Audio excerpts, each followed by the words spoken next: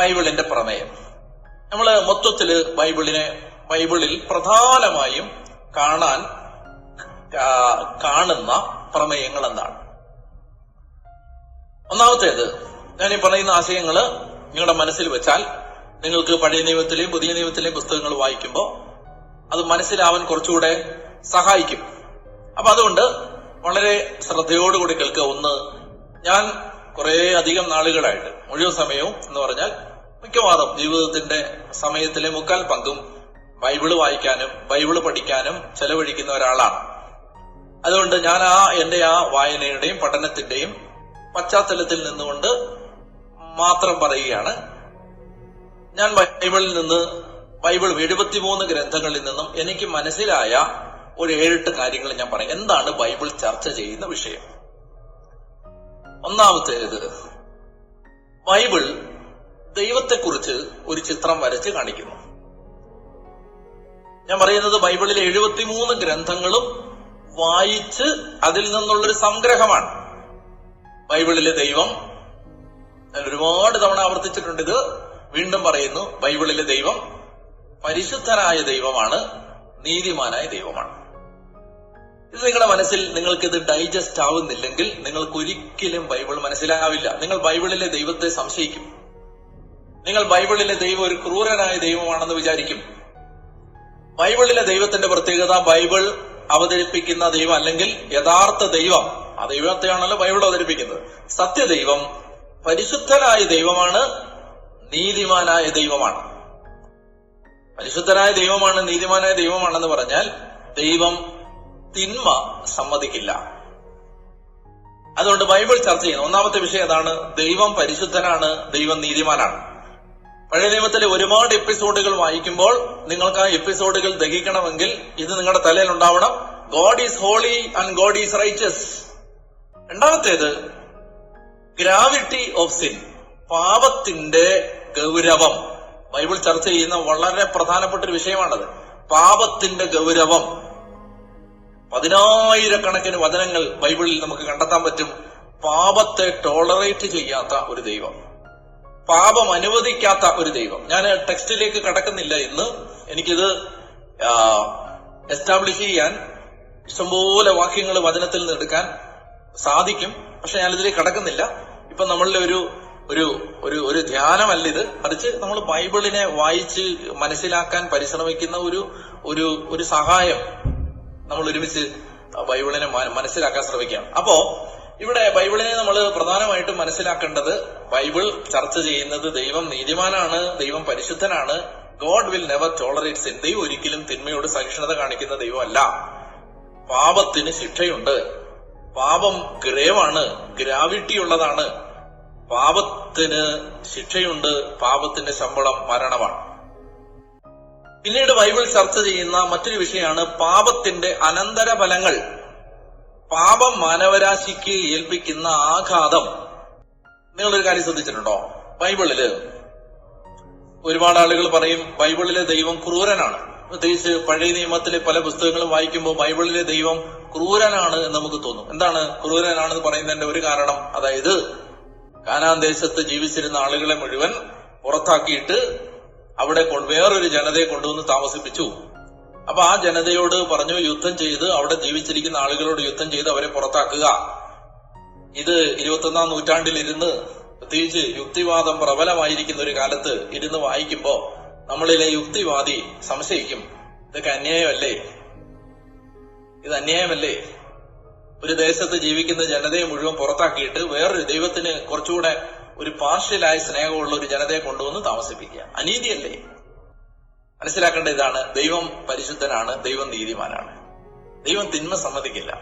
നമ്മൾ കാനാൻ ദേശത്തെ ആളുകളെ കുറിച്ച് ബൈബിളിൽ പഠിക്കുമ്പോ ലോകത്ത് ഒരിക്കലും ഒരു ജനതയും ചെയ്യാത്ത തരത്തിലുള്ള തിന്മയുടെ ആധിക്യത്തിൽ ജീവിച്ചിരുന്ന, സ്വന്തം മക്കളെ ദേവപ്രീതിക്ക് വേണ്ടി കുരുതി കൊടുത്തുകൊണ്ടിരുന്ന, ക്ഷേത്രങ്ങളോട് ചേർന്ന് ദേവദാസി സമ്പ്രദായം ഉണ്ടായിരുന്ന, വിളവ് കിട്ടുന്നതിന് വേണ്ടി വേശ്യാവൃത്തിയിൽ ഏർപ്പെട്ടിരുന്ന, അങ്ങനെ ഔദ്യോഗികമായ വേശ്യാവൃത്തി ക്ഷേത്രങ്ങളോടനുബന്ധിച്ച് പുരുഷ ആൺവേശ്യകളും സ്ത്രീവേശ്യകളും ഉണ്ടായിരുന്ന, സ്വന്തം മക്കളെ ബലി കൊടുത്തിരുന്ന, സ്വന്തം മക്കളെ നരബലി കൊടുത്തിരുന്ന അത്ര എന്ന് പറഞ്ഞാൽ ഒരു മനുഷ്യന് ചിന്തിക്കാവുന്ന തിന്മയുടെ അങ്ങേയറ്റത്ത് ജീവിച്ചിരുന്ന ഒരു ജനതയായിരുന്നു കാനാൻ ദേശത്തെ ജനത. ദൈവം തിന്മ സമ്മതിക്കില്ല. നമ്മൾ മനസ്സിലാക്കേണ്ട ഒരു കാര്യം എന്തെന്നറിയാമോ? ആ കാനാൻ ദേശത്ത് വന്ന് കാനാൻ ദേശത്തെ ജനതയെ പുറത്താക്കി. നമുക്കൊരല്പം വിഷമം ഉണ്ടാക്കാര്യത്തില് അങ്ങനെ ആ വിഷമമായിട്ട് നമ്മൾ ഇരുന്ന് കുറെ വായിച്ചു കഴിയുമ്പോ 500 കൊല്ലം കഴിയുമ്പോ അതേ തിന്മ ദൈവം കൊണ്ടുവന്ന സ്വന്തം ജനത ചെയ്തപ്പോഴും ആ ജനതയെയും ദൈവം ആ നാട്ടിൽ നിന്ന് പുറത്താക്കി. ആ ദൈവത്തിന് അന്യായമില്ല. ആ ദൈവത്തിന് ഒറ്റ നിയമമേ ഉള്ളൂ. യഹൂദനും ഗ്രീക്കുകാരനും ഒരേ നിയമം. ദൈവം തിന്മ യഹൂദൻ ചെയ്യാനും സമ്മതിക്കില്ല, കാനാൻകാരൻ ചെയ്യാനും സമ്മതിക്കില്ല. God is impartial. With God there is no partiality. ദൈവത്തിന് മുഖം നോട്ടമില്ല. തിന്മ ചെയ്യുന്ന ഏതൊരുവനും, ആദ്യ യഹൂദനും പിന്നീട് ഗ്രീക്കുകാരനും ക്ലേശവും ദുരിതവും ഉണ്ടാവും. പ്രിയപ്പെട്ട സഹോദരങ്ങളെ, മനസ്സിലാക്കേണ്ട ഒരു കാര്യം, ബൈബിൾ പറയുന്നത് ഇങ്ങനെയാണ്: പാപം ആവർത്തിക്കരുത്, ആദ്യത്തേത് പോലും ശിക്ഷിക്കപ്പെടാതെ പോവില്ല. പഴയ നിയമത്തിലെ ഗ്രന്ഥങ്ങൾ വായിക്കുമ്പോൾ നമ്മുടെ മനസ്സിൽ പതിയേണ്ട ഒരു കാര്യം ഇതാണ്. തെറ്റിദ്ധരിപ്പിക്കപ്പെടുന്ന ഒത്തിരി ആശയങ്ങൾ അന്തരീക്ഷത്തിൽ കിടപ്പുണ്ട്. അതുകൊണ്ടാണ് ഞാൻ പറയുന്നത്. നമ്മുടെ മനസ്സിൽ പതിയേണ്ട ഒരു കാര്യം ഇതാണ്: തെറ്റ് ആര് ചെയ്താലും, അത് എത്ര ഉന്നതനാണെങ്കിലും, തെറ്റാര് ചെയ്താലും ദൈവസന്നിധിയിൽ അതിന് പ്രസാദമില്ല. ദൈവം തിന്മയെ ടോളറേറ്റ് ചെയ്യില്ല. ബൈബിൾ ചർച്ച ചെയ്യുന്ന ഒരു തീമാണ്. ദൈവം പരിശുദ്ധനാണ്, ദൈവം നീതിമാനാണ്. 2, പാപത്തിന്റെ ഗൗരവം. 3, പാപത്തിന്റെ അനന്തര ഫലങ്ങൾ. പിന്നീട് ബൈബിൾ ചർച്ച ചെയ്യുന്ന മറ്റൊരു വിഷയമാണ് ദൈവം എന്തുകൊണ്ട് മനുഷ്യന് നിയമം നൽകി. 10 കൽപ്പനകൾ, 613 നിയമങ്ങൾ. ദൈവം മനുഷ്യന് എന്തിനാണ് നിയമങ്ങൾ നൽകിയത്? നിയമത്തിന്റെ റോൾ എന്താണ്? മനുഷ്യനെ പാപത്തിന്റെ ഗൗരവം ഓർമ്മിപ്പിക്കാൻ ദൈവം തന്നതാണ്. ശ്രദ്ധിക്കണത്, മനുഷ്യനെ പാപത്തിന്റെ ഗൗരവം, ഗ്രാവിറ്റി ഓർമ്മിപ്പിക്കാൻ ദൈവം തന്നതാണ് നിയമം. പൗലോസ് പറയുന്നുണ്ട്, നിയമം ഉള്ളതുകൊണ്ടാണ് പാപം എന്താണെന്ന് ഞാൻ മനസ്സിലാക്കിയത്. കൊല്ലരുത് എന്ന നിയമം ഉള്ളതുകൊണ്ടാണ് കൊല്ലുന്നത് പാപമാണെന്ന് എനിക്ക് മനസ്സിലായത്. മോഹിക്കരുത് എന്ന നിയമം ഉള്ളതുകൊണ്ടാണ് മോഹം എന്താണെന്ന് ഞാൻ അറിഞ്ഞത്. അപ്പോസ്തലൻ പറയാം. അപ്പോ നിയമത്തിന്റെ ആവശ്യകത, നിയമം എന്തിന് ദൈവം തന്നു, ബൈബിൾ ചർച്ച ചെയ്യുന്ന മറ്റൊരു വിഷയമാണ്. ഇനി ബൈബിളിൽ നിന്ന് നമ്മൾ കാണുന്ന മറ്റൊരു വിഷയമാണ്, ദൈവം പരിശുദ്ധനാണ്, ദൈവം തിന്മ സമ്മതിക്കില്ല, അതുപോലെ ദൈവം നിയമങ്ങൾ നൽകിയിട്ടുണ്ട്. ഇതെല്ലാം ശരിയായിരിക്കുമ്പോ തന്നെ ബൈബിൾ ചർച്ച ചെയ്യുന്ന മറ്റൊരു വിഷയമാണ് മനുഷ്യന്റെ പരാധീനത. ദൈവം ആഗ്രഹിക്കുന്ന പരിശുദ്ധിയുടെ പൂർണ്ണതയിലെത്താൻ മനുഷ്യനുള്ള കഴിവുകേട്, ഇൻകപ്പാസിറ്റി, മനുഷ്യന്റെ ഇൻകപ്പാസിറ്റി, ആ നിലവാരത്തിലെത്താനുള്ള എന്റെയും നിങ്ങളുടെയും കഴിവുകേട് ബൈബിൾ ചർച്ച ചെയ്യുന്ന മറ്റൊരു വിഷയമാണ്. അപ്പൊ അങ്ങനെ വരുമ്പോ ബൈബിൾ പിന്നീട് നയിക്കുന്നത്, അങ്ങനെ വരുമ്പോൾ നമ്മൾ രക്ഷ പ്രാപിക്കണമെങ്കിൽ, നമ്മൾ ദൈവം ആഗ്രഹിക്കുന്ന ഒരു ജീവന്റെ നിലവാരത്തിലേക്ക് ഉയരണമെങ്കിൽ നമുക്കൊരു രക്ഷകന്റെ ആവശ്യമുണ്ട്. Necessity of a saviour, necessity of a Messiah, ഒരു മിശിഹായുടെ, ഒരു രക്ഷകന്റെ ആവശ്യം. ബൈബിൾ ചർച്ച ചെയ്യുന്ന അടുത്ത വിഷയം അതാണ്. പിന്നീട് ബൈബിൾ ചർച്ച ചെയ്യുന്നത് ആ രക്ഷ എങ്ങനെ യേശുക്രിസ്തുവിലൂടെ നിറവേറി. പുതിയ നിയമത്തിലേക്ക് വരുമ്പോൾ ഞാൻ പറഞ്ഞു വരുന്നത്, പഴയ നിയമം മുഴുവൻ അവതരിപ്പിക്കുന്ന എന്താണ്? ദൈവത്തിന്റെ സ്വഭാവം, പാപത്തിന്റെ ഗൗരവം, പാപത്തിന്റെ അനന്തരഫലങ്ങൾ, അതുപോലെ നിയമം രംഗപ്രവേശനം ചെയ്തത് എന്തിന്, മനുഷ്യൻ ദൈവം ആഗ്രഹിക്കുന്ന നിലവാരത്തിൽ ജീവിക്കാനുള്ള മനുഷ്യന്റെ കഴിവുകേട്, മനുഷ്യൻ തോറ്റുപോകുന്നത്, അതുകൊണ്ട് തന്നെ ഒരു രക്ഷകന്റെ ആവശ്യം. ഇത്രയാണ് പഴയ നിയമത്തിൽ നിന്ന് വായിച്ചെടുക്കേണ്ടത്. ഇത്രയേ ഉള്ളൂ പഴയ നിയമം. ഇതിന്റെ വിശദാംശങ്ങളും വിശദീകരണങ്ങളും വ്യാഖ്യാനങ്ങളുമാണ് പഴയ നിയമത്തിലെ എല്ലാ പുസ്തകങ്ങളും. ഇത്രയേ ഉള്ളൂ പഴയ നിയമം. ഇനി പുതിയ നിയമത്തിലേക്ക് വരുമ്പോ ആ രക്ഷകൻ വരികയാണ്. യേശുക്രിസ്തു വന്ന ആ രക്ഷകൻ അവതരിക്കുന്നു. ആ രക്ഷകനിലൂടെ എങ്ങനെയാണ് ദൈവം ഒരു രക്ഷ സാധ്യമാക്കിയത്? നമ്മൾ പ്രധാനപ്പെട്ട കാര്യത്തിലേക്ക് വരുന്നേ ഉള്ളൂ. അപ്പോ ബൈബിള് നമ്മൾ വായിക്കുമ്പോൾ ഈ കാര്യങ്ങൾ നമ്മുടെ മനസ്സിൽ വെച്ചിട്ട് വായിച്ചാൽ നമുക്ക് കുറച്ചുകൂടി ഇത് മനസ്സിലാവും. ഇനി ദൈവം എങ്ങനെയാണ് ഈ രക്ഷ സാധ്യമാക്കിയത്, അതിന് ദൈവം ഉപയോഗിച്ച മാർഗം എന്താണ്? ഇനി വളരെ ശ്രദ്ധയോടുകൂടി, വളരെ എന്ന് പറഞ്ഞാൽ ഇത്രയും പറഞ്ഞ കാര്യങ്ങളൊക്കെ ആർക്കും മനസ്സിലാവുന്ന കാര്യങ്ങളാണ്. ഇനിയുള്ള കാര്യങ്ങൾ മനസ്സിലാകണമെങ്കിൽ നിങ്ങൾ ഒരു അതീവ ഗൗരവമായൊരു ശ്രദ്ധ എനിക്ക് തരണം. ഈ രക്ഷയുടെ ചരിത്രം അവതരിപ്പിക്കുന്നതിന് ദൈവം കണ്ടെത്തിയ വഴി ഒരു ജനതയെ തെരഞ്ഞെടുക്കുക എന്നുള്ളതാണ്. വളരെ പ്രധാനപ്പെട്ടതാണ്. അങ്ങനെ ദൈവം തെരഞ്ഞെടുത്ത ജനതയാണ് യഹൂദ ജനത, ഇസ്രായേൽ.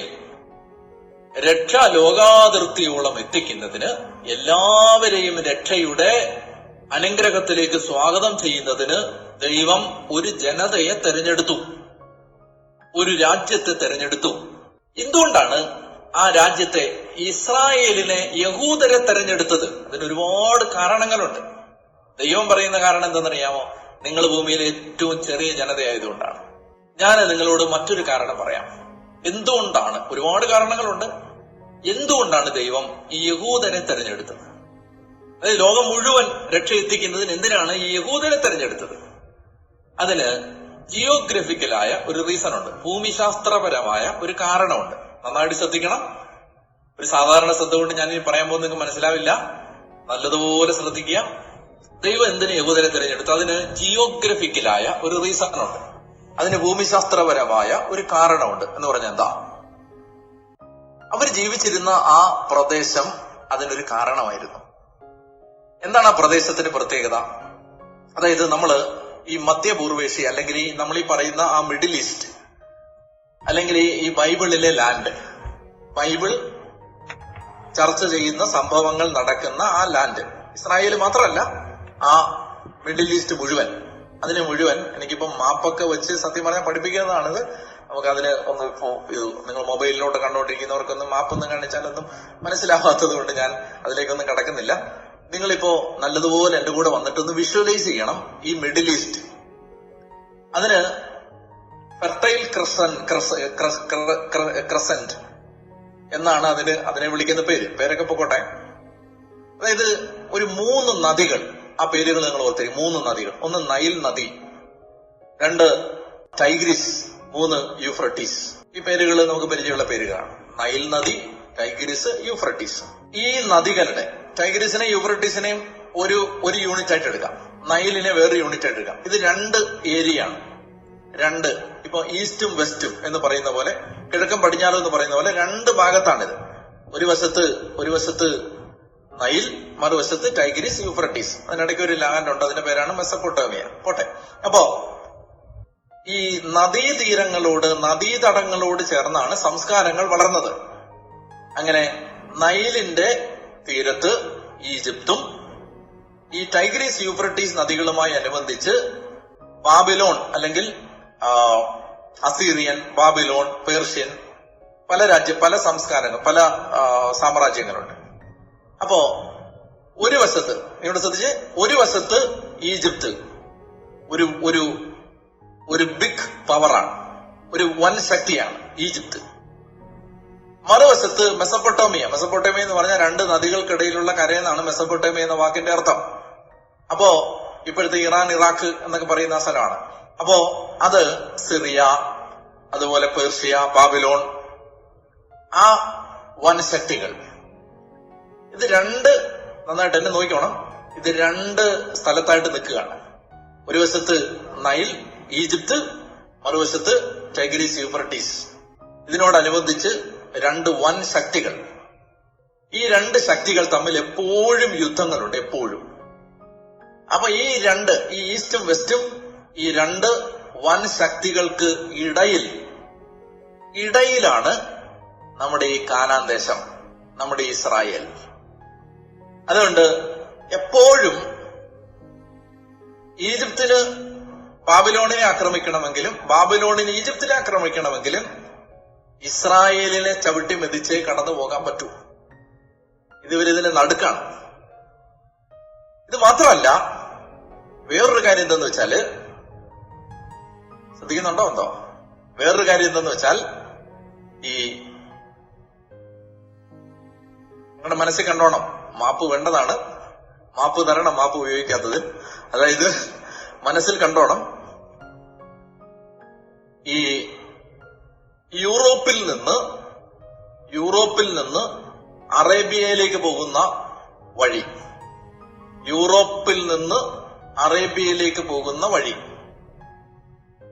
അത് കടന്നു പോകുന്നത് ഈ വാഗ്ദത്ത നാട്ടിലൂടെയാണ്, ഈ കാനാൻ ദേശത്തുകൂടി, ഇസ്രായേലിൽ കൂടെയാണ്.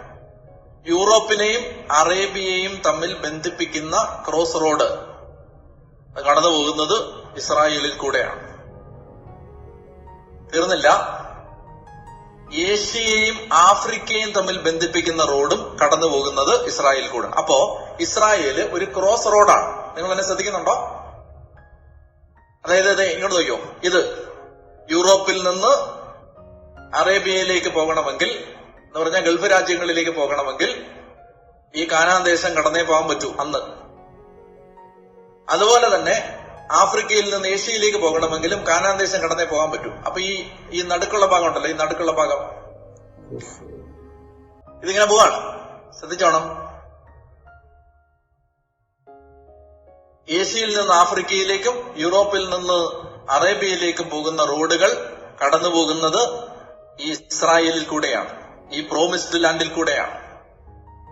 അപ്പോ ഇസ്രായേല് വാഗ്ദത്ത നാട് ക്രോസ് റോഡിലാണ്. ഒരു നാൽക്കവലയിലെ നടുക്കത്തെ പോയിന്റാണ് ഇസ്രായേൽ എന്ന് പറഞ്ഞാൽ ശ്രദ്ധിക്കണം, ലോകം കടന്നുപോയത് ഈ ദേശത്തു കൂടിയാണ്. നമ്മളൊരു ഇന്റർനാഷണൽ എയർപോർട്ടിൽ ഇരിക്കുമ്പോൾ, ലോഞ്ചിൽ ഇരിക്കുമ്പോൾ എല്ലാ നാഷണാലിറ്റിയിലുള്ള ആളുകൾ പോവുകയും വരികയും ചെയ്യുന്ന കാണാം. ആഫ്രിക്കക്കാർ വരുന്ന പോവുകയും വരികയും ചെയ്യുന്ന കാണാം. അമേരിക്കൻസ് പോകുന്ന, യൂറോപ്യൻസ് പോകുന്നവര്, ഇന്ത്യക്കാർ പോകുന്ന വരുന്ന, ഏഷ്യക്കാര്, ജപ്പാൻകാര്, ചൈനക്കാര് എല്ലാം കാണാം. ഒരു ഇന്റർനാഷണൽ എയർപോർട്ടിൽ ഇരുന്നാൽ മതി. എന്ന് പറഞ്ഞതുപോലെ ഇസ്രായേലില് കൃത്യമായിട്ട് പറഞ്ഞാൽ ഒരു മലയുണ്ട്, ഒരു ചെറിയ മലയാണ്. ആ മലയുടെ പേര് മെഗീദോ എന്നാണ്, MEGIDDO, അല്ലെങ്കിൽ എബ്രായ ഭാഷയിൽ ഇതിനെ വിളിച്ചിരുന്നത് ഹമാഗദോൺ എന്നാണ്. അപ്പോ ആ മലയാണ് ക്രോസ് റോഡ്. നല്ലതുപോലെ ശ്രദ്ധിക്കണേ, ലോകം കടന്നുപോയിക്കൊണ്ടിരുന്നത് ഈ വാഗ്ദത്ത നാട്ടിൽ കൂടെയാണ്. എന്ന് പറഞ്ഞാൽ 4 ഭൂഖണ്ഡങ്ങളെ തമ്മിൽ ബന്ധിപ്പിക്കുന്ന മാർഗമായിരുന്നു ഈ വാഗ്ദത്ത നാട്. നിങ്ങൾ ബൈബിളിൽ ഒരു ഫ്രേസ് ശ്രദ്ധിച്ചിട്ടുണ്ടോ? വിജാതീയരുടെ ഗലീലി, the Galilee of the nations, വിജാതികളുടെ ഗലീലി. എന്തുകൊണ്ട് അങ്ങനെ വിളിച്ചിരുന്നത്? ഈ ഗലീലിൽ കൂടെയാണ് ലോകം കടന്നുപോയിക്കൊണ്ടിരുന്നത്. ആ ഗലീലിയിലെ ഒരു ചെറിയ ഗ്രാമമായിരുന്നു നസറത്ത്. ആ നസറത്തിലെ ഒരു കൊച്ചു മലയിലിരുന്നാൽ ഒരു കൊച്ചു പയ്യന് ലോകം കടന്നു പോകുന്നത് കാണാമായിരുന്നു. നിങ്ങൾക്ക് വല്ലതും പിടികിട്ടുന്നുണ്ടോ? ദൈവം വാഗ്ദത്ത നാടിനെ സിറ്റുവേറ്റ് ചെയ്തത് ലോകത്തിന്റെ ക്രോസ് റോഡിലാണ്. എന്തിനെന്നറിയാമോ? ദൈവം തെരഞ്ഞെടുത്ത ഈ ജനതയെ വരുന്നവരും പോകുന്നവരും എല്ലാം കാണണം. യുദ്ധം ചെയ്യാൻ പോകുന്നവൻ ഇവനെ കടന്നേ പോകാൻ പറ്റൂ. കച്ചവടത്തിന് പോകുന്നവൻ ഇവനെ കടന്നേ പോകാൻ പറ്റും. ദൈവം തെരഞ്ഞെടുത്തൊരു ജനത ദൈവത്തെ അനുസരിച്ചാൽ അനുഗ്രഹിക്കപ്പെടുന്നതും ദൈവത്തോട് അനുസരണക്കേട് കാണിച്ചാൽ ശിക്ഷിക്കപ്പെടുന്നതും കാണാൻ ലോകത്തിന്റെ നടുമുറ്റത്ത് ഈ രാജ്യത്തെ, ഈ ദേശത്തെ ദൈവം നിർത്തി. നിങ്ങൾ കൃത്യമായിട്ട് ഗ്ലോബ് എടുത്താൽ ഏതാണ്ട് അതിന്റെ മധ്യഭാഗം വരുന്നത് ഈ ദേശത്താണ്. യഹൂദന്മാര് പറയുന്നത് ഭൂമിയുടെ സെന്റർ ജെറുസലേം ദേവാലയമാണെന്നാണ് പറയുന്നത്. കൃത്യമാണെന്ന് എനിക്കറിയില്ല. ഏതായാലും ഇത് ലോകത്തിന്റെ മധ്യഭാഗത്ത് വരുന്ന ഒരു ചെറിയ ദേശത്തെ, ചെറിയ രാജ്യത്തെ ദൈവം തെരഞ്ഞെടുത്തതെന്നറിയാമോ? ലോകത്തിന് ദൈവരാജ്യം എന്ന ആ ദൈവത്തിന്റെ സ്വപ്നം പൂവണിയാൻ ദൈവം ലോകത്തിന്റെ മുമ്പിൽ ഈ ജനതയെ എല്ലാവരും കാണുന്ന വിധത്തിൽ നിർത്തി. നിങ്ങൾക്ക് മനസ്സിലായോ? അതാണ് അതിന്റെ ജിയോഗ്രഫി. അതുകൊണ്ടാണ് അവരെ അവിടെ സിറ്റുവേറ്റ് ചെയ്തത്. അതുകൊണ്ട് നസറത്തിലെ ഒരു ചെറിയ മലയിലിരുന്ന് ഒരു കൊച്ചു പയ്യൻ ഇങ്ങനെ കൈയൊക്കെ വെച്ച് കിടന്ന് ലോകം കടന്നു പോകുന്നത് കണ്ടുകൊണ്ടേയിരുന്നു. ലോകത്തിന്റെ മുഴുവൻ പാപം ചുമന്ന ദൈവത്തിന്റെ കുഞ്ഞാട് ലോകം കടന്നു പോകുന്നത് നോക്കിക്കൊണ്ടിരുന്നിട്ടുണ്ടാവും. God planted them there so that everybody can see them. They could be the model of the kingdom on earth. The world can see the blessings coming upon them when they obey God's rule. And the world can see curse coming upon them when they disobey God's laws. എല്ലാവരും കാണുന്നിടത്ത് ദൈവം അവരെ കൊണ്ടുവന്ന് നിർത്തി. നിങ്ങൾ മടുത്തില്ലെങ്കിൽ നമുക്ക് കുറച്ചുകൂടെ മുന്നോട്ട് പോവാം. അപ്പൊ ഇതാണ് ഇതിന്റെ ഭൂമിശാസ്ത്രം, ബൈബിളിന്റെ ജിയോഗ്രഫി ഞാൻ നിങ്ങളോട് പറഞ്ഞു. എന്തുകൊണ്ടാണ് ഈ കാനാൻ ദേശം അവര് ഇപ്പൊ നിങ്ങൾക്ക് ഇനി ഈജിപ്ത് എന്ന് പറയുമ്പോൾ നിങ്ങൾക്ക് മനസ്സിലാവും അതൊരു സൈഡിലാണ്. ബാബിലോൺ എന്ന് പറയുമ്പോൾ നിങ്ങളുടെ തലയിൽ അത് വരും, അത് വേറെ സൈഡിലാണ്. ഇനി യുദ്ധം ചെയ്യുമ്പോൾ എന്തുകൊണ്ടാണ് ഇവരോട് യുദ്ധം ചെയ്യേണ്ടി വരുന്നത്? എന്തുകൊണ്ടാണ് ഇസ്രായേലിനുമായിട്ട് ഇവർക്ക് പ്രശ്നം? കാരണം ഇവർക്ക് കടന്നുപോയാൽ ഇസ്രായേലിനെ കടന്നുപോയാനേ പറ്റൂ. ഇനി നമ്മള് അതിന്റെ ജിയോഗ്രഫി പറഞ്ഞ് അവസാനിപ്പിച്ചു. ഇനി നമ്മള് അതിന്റെ കാലഘട്ടം അതുകൊണ്ട് പറഞ്ഞു കഴിഞ്ഞാൽ നമുക്ക് ഇന്ന് അവസാനിപ്പിക്കാൻ പറ്റും. നന്നായിട്ട് ശ്രദ്ധിച്ചിരിക്കുക. ജിയോഗ്രഫി മനസ്സിലാക്കുന്നതിനേക്കാളും നമ്മളെ സഹായിക്കാൻ പോകുന്നത് ഇതിന്റെ ഒരു ടൈം പീരീഡാണ്. ബൈബിളിലെ രചനാ കാലഘട്ടം എന്ന് പറഞ്ഞാൽ, രചനാ കാലഘട്ടം എന്നതിനേക്കാൾ ബൈബിളിലെ സംഭവങ്ങൾ നടന്നതിനെ നമ്മുടെ ഒരു ക്യാൻവാസിൽ തലയിൽ അതിന്റെ ഒരു ടൈം ഫ്രെയിം മനസ്സിലാക്കിയിരിക്കണം. അബ്രഹാം മുതൽ സംഭവിച്ച ചരിത്രത്തിന്റെ ഒരു ഓർഡർ പിന്നീട് ഞാൻ പറയാം. ഇപ്പൊ അതിന്റെ ഒരു ടൈം സീക്വൻസ് ഒന്ന് മനസ്സിലാക്കിയിരിക്കുക. അതായത് പഴയ നിയമം കവർ ചെയ്യുന്നത് 2000 വർഷത്തെ ചരിത്രമാണ്. എത്ര വർഷത്തെ ചരിത്രമാണ്? പഴയ നിയമം കവർ ചെയ്യുന്നത് 2000 വർഷത്തെ ചരിത്രമാണ്. 2000 വർഷത്തെ ഇസ്രായേൽ എന്ന ജനതയുടെ ചരിത്രം. ഉൽപ്പത്തി പുസ്തകം 1 മുതൽ 11 വരെ ഇസ്രായേലിന്റെ ചരിത്രം ആരംഭിക്കുന്നതിന് മുമ്പുള്ള ചരിത്രമാണ്. അത് pre historic history of Israel. Pre historic history of Israel എന്ന് പറഞ്ഞാൽ ഇസ്രായേലിന്റെ ചരിത്രത്തിന് മുമ്പുള്ള ചരിത്രാതീത കാലം, ചരിത്രത്തിന് മുമ്പുള്ള കാലം. അതാണ് ഉൽപ്പത്തി 1 മുതൽ 11 വരെ. ഉൽപ്പത്തി 12 മുതൽ മലാഖി വരെ, അല്ലെങ്കിൽ മലാഖി അല്ല, ശരിക്കും പറഞ്ഞാൽ സ്നാപക യോഹന്നാൻ വരെ, അങ്ങനെ എടുക്കാം. ഉൽപ്പത്തി 12 മുതൽ, അബ്രഹാം മുതൽ സ്നാപക യോഹന്നാൻ വരെ ചർച്ച ചെയ്യുന്നത് 2000 വർഷത്തെ ചരിത്രമാണ്. ബി സി 2000 മുതൽ, ബി സി പുറകോട്ടാണ് ഇടുന്നതെന്ന് അറിയാലോ. 2000, 1500, 1000, 500, പിന്നെ AD 1. ബി സി 2000-ലാണ് ദൈവം അബ്രാഹത്തെ വിളിക്കുന്നത്. അപ്പൊ യേശുവിന് 2000 വർഷം മുമ്പാണ് യഹൂദന്റെ ചരിത്രം ആരംഭിച്ചത്. യേശുവിന് 2000 വർഷം മുൻപ്. ഇപ്പൊ നമ്മൾ പറയും 2000 വർഷങ്ങൾക്ക് മുമ്പ് കർത്താവായ യേശു ക്രിസ്തു എന്ന് പറയുന്നത് പോലെ യേശുവിന് പറയാൻ പറ്റും 2000 വർഷം മുമ്പ് അബ്രഹാം എന്ന പൂർവ്വപിതാവ്. യഹൂദന്റെ ചരിത്രം ആരംഭിക്കുന്നത് അവിടെയാണ്. ഇനി ആ ചരിത്രത്തെ ഞാനൊരു 5 ഘട്ടങ്ങളായിട്ട് തിരിച്ച് പറഞ്ഞുതരാം. നിങ്ങളൊന്ന് കുറിച്ചു വെച്ചോളുക. 2000 മുതൽ 1500 വരെ ആദ്യത്തെ ഘട്ടം.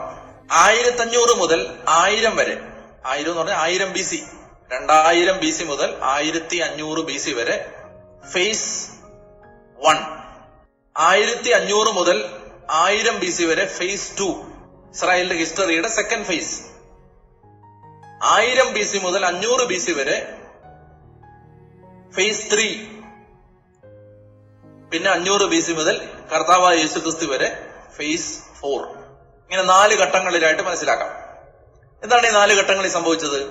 2000 മുതൽ 1500 വരെയുള്ള 500 വർഷങ്ങളിൽ ദൈവം ഒരു ജനതയെ തെരഞ്ഞെടുക്കുകയാണ്. അബ്രാഹത്തെ വിളിക്കുന്നു, ഇസഹാക്കിനെ പരിശീലിപ്പിക്കുന്നു, യാക്കോബിനെ രൂപപ്പെടുത്തുന്നു, യാക്കോബിന്റെ മക്കള് ഈജിപ്തിലേക്ക് പോകുന്നു, 12 മക്കള് 12 ഗോത്രങ്ങളായിട്ട് മാറുന്നു, അവര് 400 വർഷം അടിമത്തത്തിൽ കിടക്കുന്നു. ഇതാണ് 2000 BC മുതൽ 1500 BC വരെ. ഇനി 1500 BC മുതൽ 1000 BC വരെ പുറപ്പാടാണ്. എന്ന് പറഞ്ഞാൽ ആ ജനത ഈജിപ്തിൽ നിന്ന്, കണ്ടോ, ഈജിപ്ത് ദിവസത്താണ്, ഈജിപ്തിൽ നിന്ന് പുറപ്പെട്ട് അവർ കാനാൻ ദേശത്തേക്ക് എത്തുന്നു. 500 വർഷം ഈജിപ്തിൽ നിന്ന് പുറപ്പെട്ട് അവർ കാനാൻ ദേശത്തേക്ക് എത്തുന്നു. കാനാൻ ദേശത്തേക്ക് എത്തിയതിനു ശേഷം അവർ കാനാൻ ദേശത്തെ നിവാസികളെ പരാജയപ്പെടുത്തി ദേശം സ്വന്തമാക്കുന്നു. അത് പൂർത്തിയാവുന്നത് 1000 BC-യിൽ ദാവീദ് രാജാവാകുന്നതോടുകൂടിയാണ്. അപ്പോ 1500 BC മുതൽ 1000 BC വരെ ആ 500 വർഷം കൊണ്ട് കാനാൻ ദേശം പൂർണ്ണമായി അവർ കൈവശപ്പെടുത്തി. ഇനി 1000 BC മുതൽ 500 BC വരെ എന്ത് സംഭവിച്ചു എന്ന് വെച്ചാല്, ആ കാനാൻ ദേശത്ത് ആ ജനത മോശമായിട്ട് ജീവിച്ചു. അങ്ങനെ അവർ അടിമത്തത്തിലേക്ക് പോയി. 500 BC മുതൽ യേശുക്രിസ്തു വരെ അടിമത്തത്തിൽ നിന്ന് തിരിച്ചു വന്നതിന് ശേഷമുള്ള ഈ ജനതയുടെ രക്ഷകന് വേണ്ടിയുള്ള കാത്തിരിപ്പിന്റെ ജീവിതം. ഒരു 4 ഘട്ടം. ഞാനിത് പിന്നീട് നാളെ ദൈവം അനുവദിച്ചാൽ ഇത് വിശദീകരിക്കും. അതുകൊണ്ട് ഞാൻ പറയുന്ന ഒരു 4 ഫേസിൽ നമുക്ക് ഇതിനെ കാണാൻ പറ്റും. ഈ 5 ഫേസ് ആയിട്ട് കാണാൻ പറ്റും. നമുക്കിത് ഞാൻ അങ്ങനെ പറഞ്ഞതിന്റെ കാരണം എന്താന്ന് വെച്ചാല്, ഓരോ ഘട്ടത്തിലും ഇസ്രായേലിനെ, ഈ ജനതയെ നയിച്ചിരുന്നത് ഓരോ ഗ്രൂപ്പാണ്. ആദ്യത്തെ ഘട്ടത്തില് അവരെ നയിച്ചിരുന്നത് പേട്രിയാർക്സ് ആണ്, പൂർവപിതാക്കന്മാരാണ്. അതാരൊക്കെയാണ്? അബ്രഹാം മുതൽ മോശ വരെ പേട്രിയാർക്സ് ആണ്, പൂർവപിതാക്കന്മാരാണ് അവരെ നയിച്ചത്.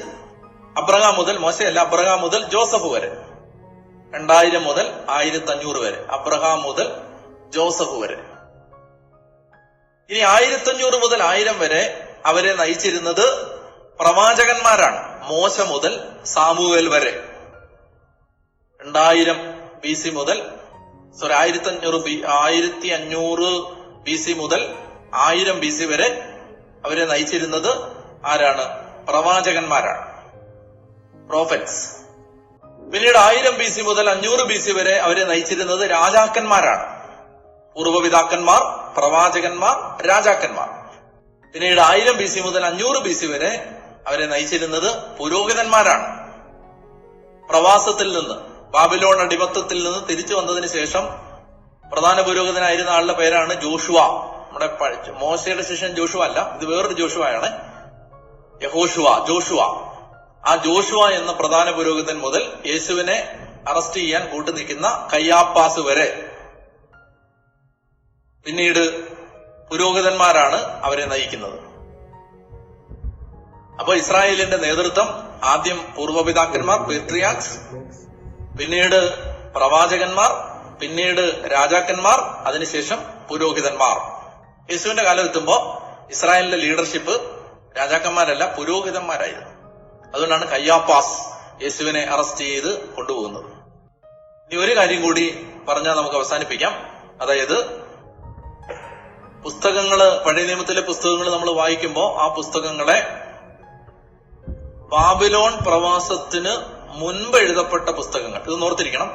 ബാബിലോൺ പ്രവാസത്തിന്, ബാബിലോണിയൻ എക്സൈലിന് മുമ്പ് എഴുതപ്പെട്ട ഗ്രന്ഥങ്ങൾ, അതിനുശേഷം എഴുതപ്പെട്ട ഗ്രന്ഥങ്ങൾ എന്ന് മനസ്സിലാക്കിയാൽ നമുക്ക് വായിക്കുമ്പോൾ എളുപ്പമുണ്ട്. ഉദാഹരണത്തിന് യെശയ്യ, ജെറമിയ, എസക്കിയേൽ തുടങ്ങിയത് പ്രവാസത്തിന് മുമ്പും പ്രവാസത്തിന്റെ സമയത്തും ഒക്കെയുള്ള പ്രവചനങ്ങളാണ്. പ്രവാസത്തിന് മുമ്പ് യെശയ്യ ഉദാഹരണത്തിന് പ്രവാസത്തിന് മുമ്പാണ്, ബാബിലോൺ പ്രവാസത്തിന് മുമ്പാണ്. എന്നാൽ സക്കറിയ, ഹഗ്ഗായി, മലാക്കി പ്രവാസത്തിന് ശേഷമാണ്. അപ്പൊ നമുക്ക് അങ്ങനെ മനസ്സിലാക്കിയാൽ പുസ്തകങ്ങൾ വായിക്കുമ്പോൾ കുറച്ചുകൂടെ നമുക്ക് മനസ്സിലാക്കാനായിട്ട് പറ്റും. അപ്പോ ചുരുക്കി പറഞ്ഞാൽ 2000 വർഷത്തെ ചരിത്രമാണ് പഴയ നിയമത്തിന്റെ ചരിത്രം. പുതിയ നിയമ പുസ്തകങ്ങളുടെ ചരിത്രമോ 100 വർഷത്തെ ചരിത്രമാണ്. പുതിയ നിയമത്തിലെ 27 പുസ്തകങ്ങൾ ചർച്ച ചെയ്യുന്നത് എത്ര വർഷത്തെ ചരിത്രമാണ്? 100 വർഷത്തെ ചരിത്രമാണ്. അങ്ങനെ ബൈബിള് കവർ ചെയ്യുന്നത് ഏതാണ്ട് 2100 വർഷത്തെ ചരിത്രമാണ്. ഞാന് ഉൽപ്പത്തി 12 മുമ്പുള്ള കാലഘട്ടത്തെ കണക്ക് കൂട്ടിയിട്ടില്ല. ചരിത്രത്തിന് മുമ്പുള്ള, അല്ലെ ഇസ്രായേലിന്റെ ചരിത്രം ബൈബിൾ അവതരിപ്പിക്കുന്നത്, അല്ലെങ്കിൽ രക്ഷാകര ചരിത്രം ബൈബിൾ അവതരിപ്പിക്കുന്നത് ഉൽപ്പത്തി മുതൽ, മനുഷ്യന്റെ സൃഷ്ടി മുതലുണ്ട്. അതിന്റെ കാലഗണന എളുപ്പമല്ല. എന്നാൽ നമുക്കറിയാവുന്ന കാലം വെച്ച് നോക്കിയാൽ അബ്രഹാം മുതലുള്ള ചരിത്രം നമ്മൾ പരിശോധിച്ചാൽ 2100 വർഷത്തെ ചരിത്രമാണ് രക്ഷാകര സംഭവമായി നമ്മൾ ബൈബിളിൽ വായിക്കുന്നത്. എന്തിനാണ് ഇതെല്ലാം പറഞ്ഞത്? അതുകൊണ്ട് ഈ 2100 വർഷത്തെ ചരിത്രം നമ്മൾ ശരിക്കും അതിന്റെ ഓർഡറിൽ മനസ്സിലാക്കിയാൽ നമുക്ക് ബൈബിള് വായിച്ചാൽ വേഗം മനസ്സിലാവും.